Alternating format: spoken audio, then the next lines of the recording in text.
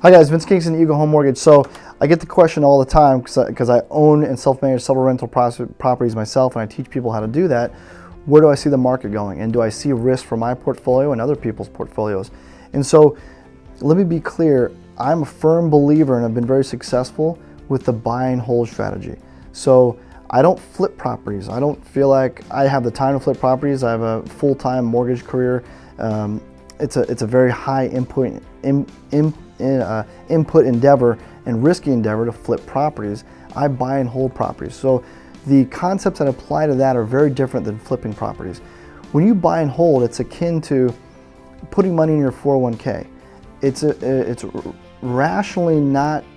not rational to worry about the value of 401k today when you're not going to use it for 20 or 30 years. That's the same thing with a buy and hold strategy. So I feel very comfortable knowing that, yes, at some point, Portland, Oregon will experience a correction. It happens in all markets. It'll experience a correction.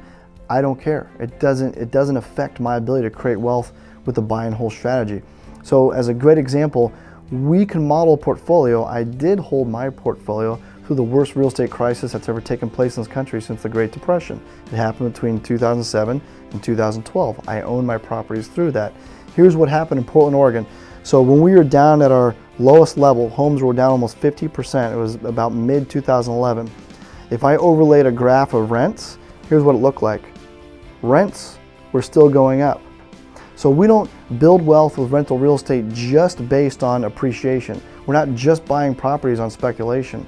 We build wealth via appreciation, rent income appreciation, and also principal pay down as our tenants pay down our mortgage. So even when one of these mechanisms wasn't working, even during the worst real estate crisis we've had in almost 100 years, the other mechanisms were still working. We still had tenants in the property, rents were going up.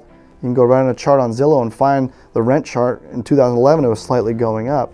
That's a very powerful idea that even under the worst case scenario, my portfolio was still very successful. And now we see 10 years later, 2016, if you would have held your portfolio through that real estate crisis, your properties would be worth materially more even when they were at the peak in 2007.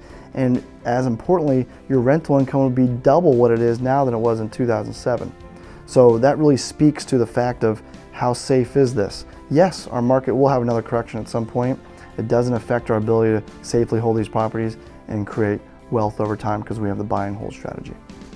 So guys, if you ever have any questions or like to further model these numbers, please give me a call or fill out a form on my website. Happy to answer questions.